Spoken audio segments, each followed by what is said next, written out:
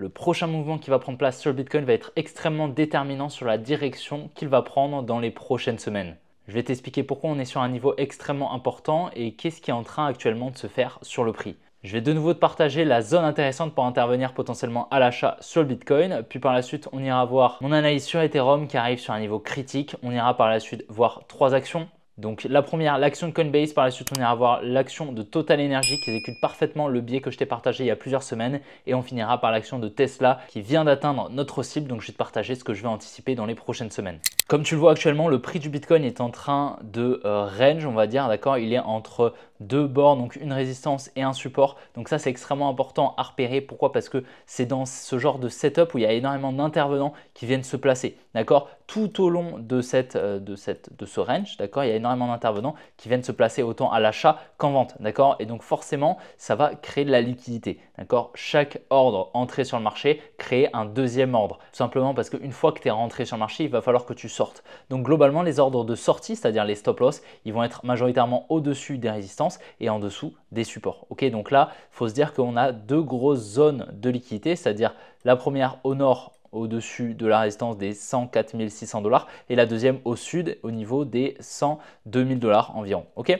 donc c'est deux grosses zones de liquidité qui sont créées déjà depuis un peu plus d'une semaine, hein, voilà, à environ 10 jours.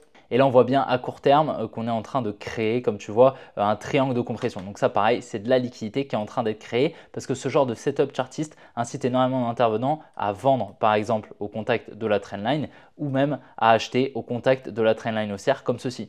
Mais lorsqu'elle viendra être cassée, d'accord, donc lorsqu'on viendra casser soit la trendline du sud, soit la trendline du nord, pareil, ça va libérer énormément d'ordres. Donc, on va libérer des ordres à l'achat lorsque elle sera cassée, si la trendline du nord est cassée, comme ceci. Et puis, on va libérer, il y aura énormément d'ordres qui seront libérés en vente si la trendline du sud vient à être cassée. D'accord? Parce que il y a énormément d'intervenants qui vont être incités à se placer. Globalement, ce qu'il faut retenir, c'est qu'au sud, on a une liquidity pool d'ordre en vente et au nord, on a une liquidity pool d'ordre à l'achat. Globalement, pour le moment, ce n'est pas le bon moment pour se placer, d'accord, sur le Bitcoin, pour la simple et bonne raison que, comme je t'ai expliqué, il y a énormément de liquidité au nord et au sud. Ok, donc forcément, il y a énormément de probabilités qu'on aille récupérer au minimum un niveau, d'accord, au minimum un niveau de liquidité, mais c'est excessivement probable qu'on aille récupérer les deux, d'accord. Donc ces deux trendlines là, qu'on aille peut-être dans un premier temps chercher au sud pour par la suite aller chercher au nord, d'accord. Donc c'est pas forcément le bon moment pour se placer.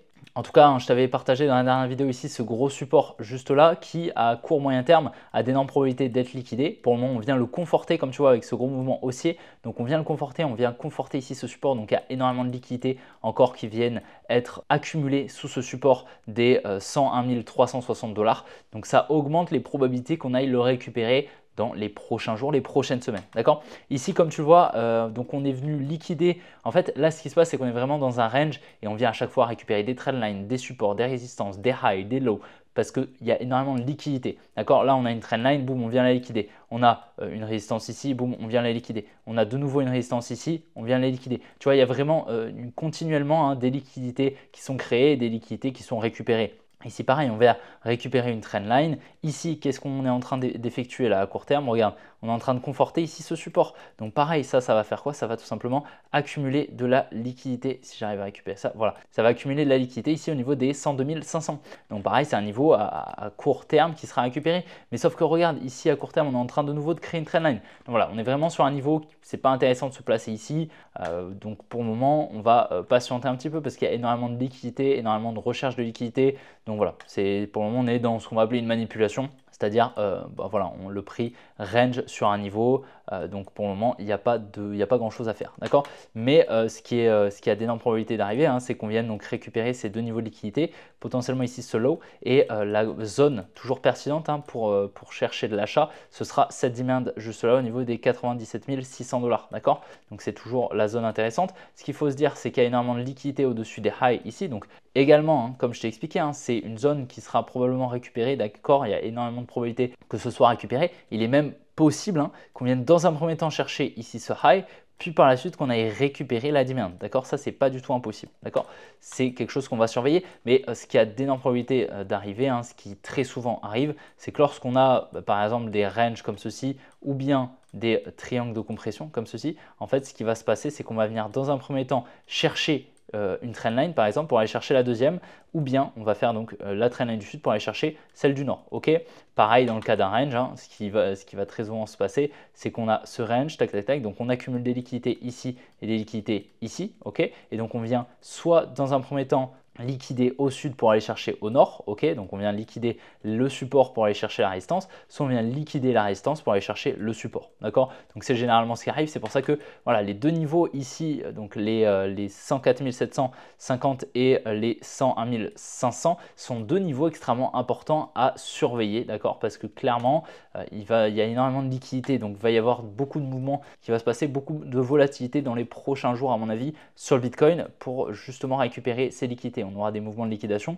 et voilà, ça nous permettra de définir globalement le sens par la suite que va prendre le Bitcoin, ce qui pourrait nous permettre de nous placer. Si par exemple on vient liquider au sud, qu'on vient progressivement, d'accord, qu'on crée pas mal de liquidités au nord et qu'on revient dans la demand, ça nous permettra de nous placer avec de fortes probabilités pour réaccumuler, repartir plus haut, d'accord. Ça c'est quelque chose qui est possible. Par contre, dans le cas où on fait quelque chose comme ça, tac, on liquide ici et qu'on a de la liquidité encore au sud, qu'on vient chiffre la structure, là ce sera pour aller chercher la demand directement. Ok, donc ça on va surveiller ça. Ça va être très très important de regarder un petit peu ce que va nous faire le Bitcoin et les recherches de liquidité qu'il va effectuer parce que ça dira beaucoup sur la direction prochaine du prix. Donc sur l'Ethereum, pour rappel, on avait eu ici le Protected High juste là qui avait été cassé au niveau des 1950 $. Donc notre target, c'était celle-ci, c'était la supply des 2600 que je t'avais tracé. Comme tu vois, on est parfaitement revenu dedans, on est en train de rebondir dedans, d'accord, on a une réaction, c'est normal, étant donné que la Smart Money doit effectuer la mitigation, c'est-à-dire refermer les ordres négatifs dans toute cette redistribution, d'accord. Donc pour le moment ici, on voit bien une distribution, un qui a pris place. Donc voilà, il y a une création de liquidité ici, on aurait le Bank Climax, l'Automatic Rally, le ST, le SOW et le Uptrust. Ok, donc la première création de liquidité ici, donc une petite résistance qu'on vient liquider ici. Ok, puis par la suite on a une trendline juste là qu'on vient liquider, comme tu vois. Donc là on a eu un transfert main forte, main faible, et là on est en train d'effectuer un mouvement baissier pour venir récupérer les liquidités qu'on a juste ici. D'accord, comme tu vois on vient créer une trendline, un support. Ok, comme tu vois on a un support juste là, d'accord, qui vient donc inciter beaucoup d'intervenants à se placer à l'achat. D'accord, ces intervenants ils viennent mettre leur stop loss sous le support, d'accord, tout du long là, d'accord, il y a énormément de stop loss tout du long. Ces stop loss viendront être récupérés probablement parce que je m'attends à un retracement ici sur l'Ethereum, d'accord. Pourquoi? Parce que tout simplement dans une supply il y a d'énormes probabilités de retracer généralement. Ok, on va au minimum retracer, effectuer un rebond, ce qu'on va appeler une réaccumulation dans le cas où le billet est haussier. Donc tout ça là c'est une réaccumulation, c'est-à-dire une distribution suivie d'une accumulation.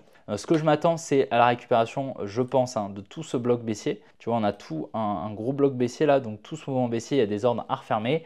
Donc à mon avis on va y revenir, c'est ce qui me paraît le plus probable si justement on a un petit retracement, donc faire quelque chose comme ça potentiellement. Ok, maintenant la zone la plus pertinente, ce sera ici cette demand, d'accord, c'est le mouvement baissier, la réaccumulation avant l'expansion haussière, d'accord. Donc c'est vraiment cette zone qui va être pertinente pour potentiellement intervenir. Bien évidemment on verra où se passera l'accumulation parce qu'elle peut se passer clairement au milieu de la fair value gap, c'est pas du tout impossible étant donné que on peut complètement venir refermer simplement partiellement le bloc, d'accord, et pas forcément revenir dans la demand la plus profonde de tout le bloc baissier. Ok, maintenant si on regarde un petit peu en plus haut time frame, on voit clairement ici une trendline, d'accord, au-dessus de chaque high ici il y a de la liquidité et donc je pense qu'il y a d'énormes probabilités, j'en ai parlé aux membres de l'académie, mais je pense qu'il y a pas mal de probabilités après qu'on réaccumule, tac, qu'on aille récupérer toutes ces liquidités ici et qu'on aille chercher les 3150 $ sur l'Ethereum. Je pense clairement que c'est une très bonne target, donc une réaccumulation qui pourrait prendre place, tac, pour aller chercher la supply qui est juste ici, tu vois. Cette supply qui avait permis la liquidation de la trendline, etc. Et voilà, c'est vraiment une supply très pertinente où il y a de la fair value gap, tu vois, on a un espace entre ce high et ce low, et ce high, et donc je pense qu'il y a pas mal de probabilités qu'on aille le récupérer. Une fois qu'on sera dedans, on verra ce qui se passera. Ce sera très très intéressant de surveiller tout ça.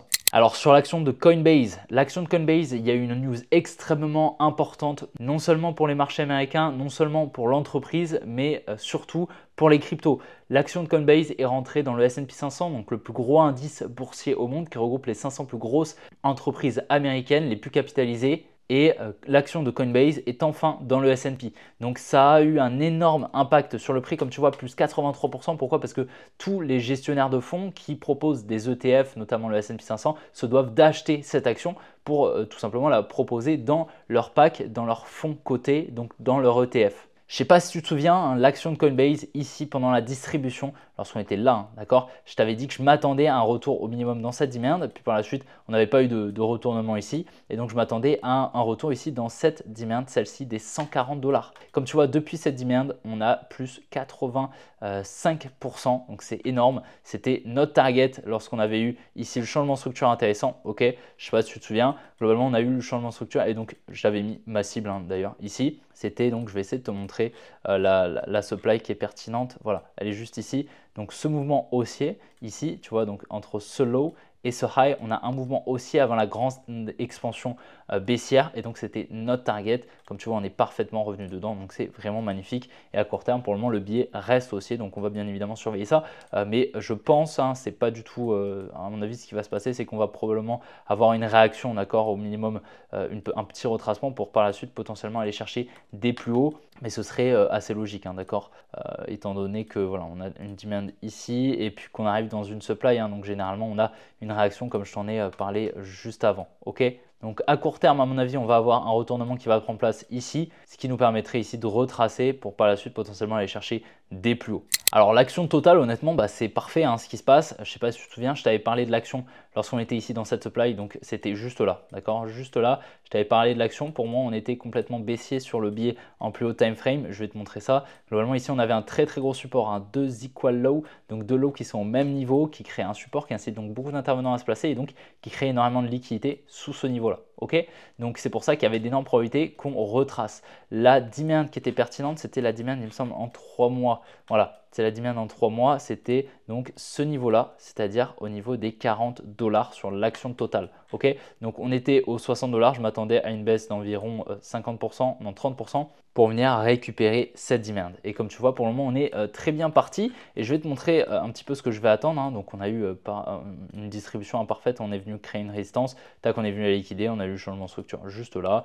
Et donc, ici, on a eu une très grosse expansion, comme tu vois, hein. Donc, vraiment pas mal de mouvements ici, beaucoup de volatilité.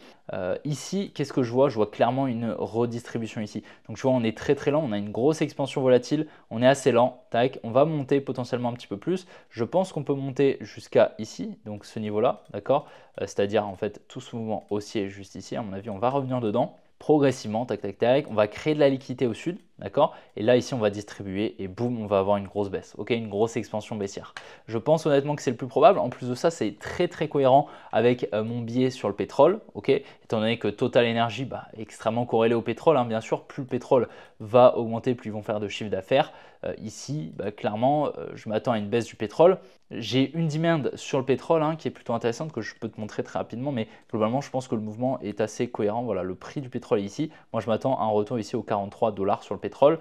Et donc, je pense que c'est plutôt cohérent ici avec la baisse que je peux attendre sur l'action de Total Energy pour par la suite poser le bottom juste là et clairement après repartir pour des plus hauts. Ok, ça, c'est vraiment ce que je vais attendre et je vais chercher une entrée bien évidemment ici. Ici, on voit bien hein, qu'on vient créer encore une fois des liquidités, ce qui augmente les probabilités qu'on continue ce biais et donc le biais reste toujours intact, hein, d'accord, c'est toujours la même structure qui s'exécute, la structure baissière ici et qui nous permet d'anticiper avec de fortes probabilités un biais, une continuation du biais baissier. Sur l'action de Tesla, donc c'est super intéressant honnêtement ce qu'on avait eu. Je ne sais pas si tu te souviens, on était venu liquider ici cette trendline. On a vu ce qui pourrait s'apparenter à une accumulation, même si on était venu ici conforter un support qui vient donc créer un petit peu des liquidités. Mais je pense clairement que la smart money elle s'est placée là pour le moment en tout cas. Donc après on verra hein, ce qui s'est passé là bien sûr. Mais les news après sur Tesla, hein, donc là c'était pendant justement tu sais avec Donald Trump, hein, donc il y a eu pas mal de bad news avec Elon Musk, etc. Tu sais, les Tesla qui se faisaient taguer, qui se faisaient dégrader, etc. Donc voilà, c'était pas forcément top pour Tesla. Ici, voilà, Elon Musk qui s'est un petit peu retiré du gouvernement, donc ça a fait augmenter l'action légèrement, ok, comme tu peux le voir, parce qu'il était un petit peu distant dans l'entreprise depuis quelques mois. Donc ici, on a accumulé ici sous la trendline, d'accord. Je pense que ici, voilà, ce niveau de liquidité hein, sous le support, il reste, voilà, on va le garder, mais pour le moment, honnêtement, j'ai un biais haussier à court terme, à court moyen terme. Là, on est venu chiffrer la structure même ici, ok. Et donc pour le moment, je pense, enfin ici, pardon, juste là. Donc pour le moment, je pense qu'on peut anticiper des plus hauts sur l'action de Tesla. En tout cas, on arrive dans la supply qui était notre objectif depuis cette demand. Hein. Donc cette demand qui était notre objectif lorsqu'on était là, on attendait un retracement. Ok, on avait cette demand juste ici. Alors je peux te la montrer La voici. Donc ici, on la voit très très bien en monthly. On voit bien ici cette bougie rouge avant l'expansion haussière. On attendait un retour dedans et lorsqu'on est revenu dedans, on s'attendait à un retour dans ce mouvement haussier avant l'expansion baissière. Ok. Donc maintenant, on va voir ce qui peut se passer, mais clairement, une bonne zone d'intervention potentiellement pour chercher de l'achat, ça va être ici cette zone au niveau des 293 $. Ok. Pourquoi? Parce que ici, on a eu une grosse résistance qui a donc permis un gros transfert main forte main faible ici, un accord, énormément de liquidités qui ont été injectées par la majorité des intervenants ici en vente qui ont donc permis à la smart money de se placer à l'achat et donc c'est pour ça que cette demand est une demand forte. Ok, donc on va surveiller ce qui pourrait se passer. À mon avis, on devrait avoir un rebond pour revenir chercher cette demand, potentiellement par la suite accumuler, repartir à la hausse. C'est quelque chose qui est complètement possible. Donc on va surveiller ça bien sûr sur l'action de Tesla. Donc voilà, j'espère que la vidéo t'a plu. Si c'est le cas, n'hésite vraiment pas à la liker et à t'abonner. Si ce n'est pas déjà fait, n'oublie pas de me rejoindre sur mon canal Telegram directement en description. Et puis on se retrouvera très bientôt pour une prochaine vidéo comme d'habitude. Allez, ciao les gars!